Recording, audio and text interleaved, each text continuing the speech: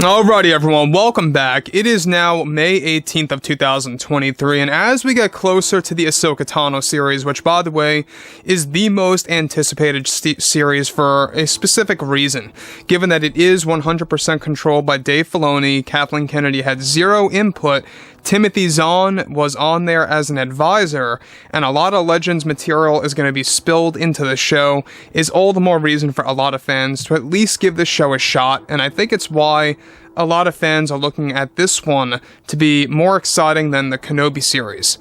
This is Mike Zero. Subscribe if you're new and like this video to see future Star Wars updates. I'm also on Twitter at Mike01. I thank you all so very much for the great and kind support, and without wasting any time, let's get right into the subject.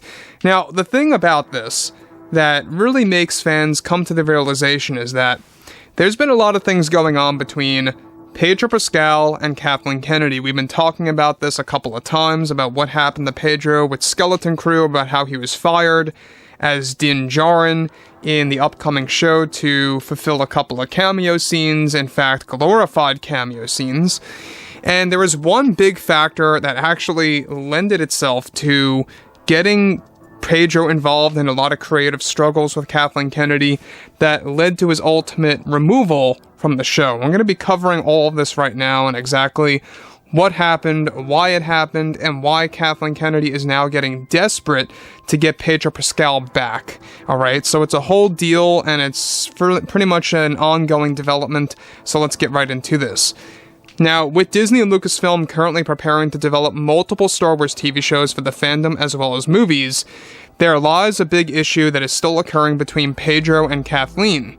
As it turns out, the other big factors as to why Pedro was fired from the Skeleton Crew show as Djarin had much to do with the fact that both Kennedy and John Watts were planning on literally killing off the character in a specific way that Pedro knew would create backlash from fans.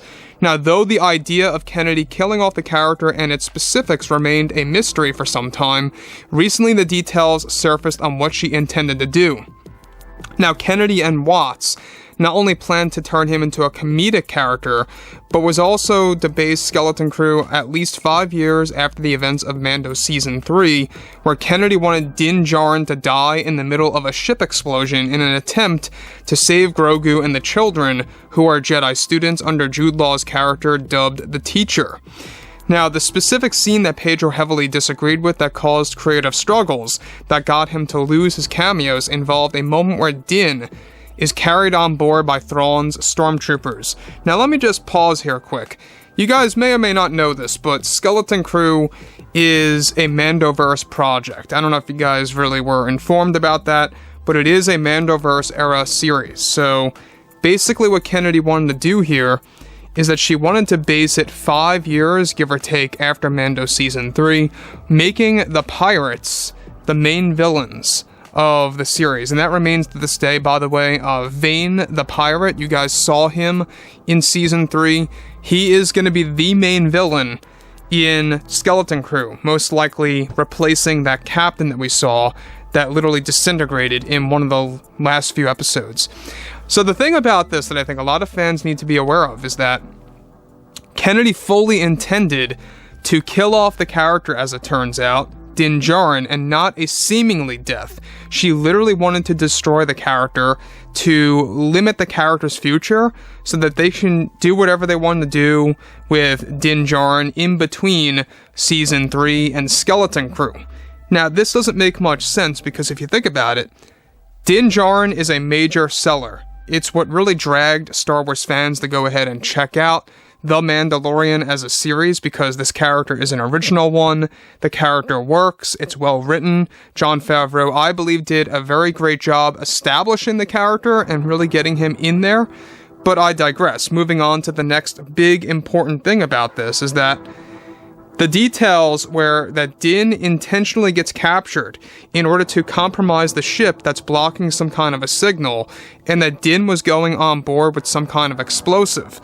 The scene was described to be a sacrifice scene at the tail end of Skeleton Crew and a plan for Kennedy to limit the use, and was actually, of course, getting rid of Din's character. This was the main reason why Pedro fell into creative struggles and was kicked out of the show. Disney executives did step in afterwards of firing Din, of course, Pedro, and convinced Kennedy to write out the scene completely, in which she did. Now, ultimately, Kennedy is desperately attempting to get Pedro Pascal back into the Skeleton Crew show, and Pedro is refusing to return and will only be working with both John and Dave for Mando 4, Ahsoka Season 2, and other projects. Now, it doesn't stop there. We've talked about this too, about how Pedro wanted to have a lot of face time. He wanted to actually be unmasked in Skeleton Crew for the majority of his cameos. Kathleen Kennedy did not want to fulfill those dreams of Pedro or those requests, whatever have you.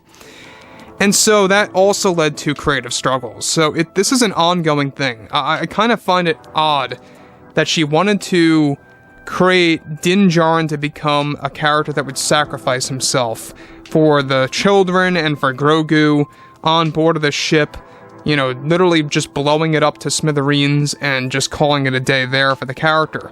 So she basically wanted to cap the character about how much he could be used as far as the continuity goes and the timeline of Star Wars. And that's interesting because what kind of agenda does she really have? Why did she want to kill him off? Was she going to replace him with somebody else? That's the biggest question of all. Now, thankfully the Disney executives stepped in and they convinced her to drop this idea, and she came to the realization that it was going to create a lot of backlash, it was going to create a lot of problems, and now what I find so funny is that she's trying to get Pedro Pascal back, and he wants nothing to do with her. Now, this is exactly why Pedro and Kathleen have been having quite a bit of an issue for a while now, and even though Disney specifically instructs all actors or actresses or even some of the creators like John and Dave to talk positively about Kathleen Kennedy, only to provide a good image on their part, it's not the real thing about what's happening behind closed doors. Disney always instructs Dave and John to say nice things about Kathleen Kennedy, you know, to say great things that she has done before in the past and currently and stuff like that, just to keep that good image intact. And it is a little bit shady, I will be honest, of Disney to force their creators to talk like that about somebody that's literally stripping the franchise down to the bone.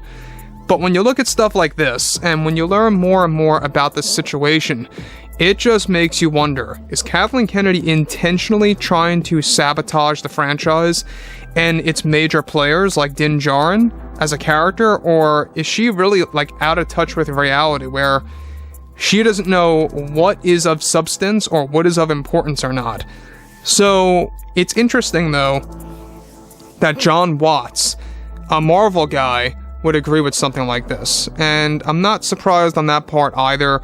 You know, I'm not a big fan of John Watts, to be honest. I mean, he did great work on the Spider-Man films, but Watts really wanted to dumb down Din Djarin. He wanted to turn him into a very comedic, heavy character.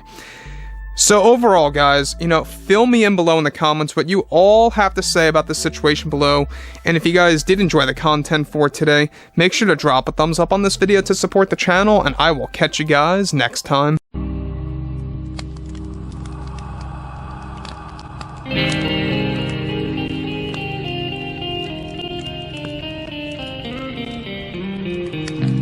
Gun in hand, we are alone again. No hiding on one. From night to moon, we hear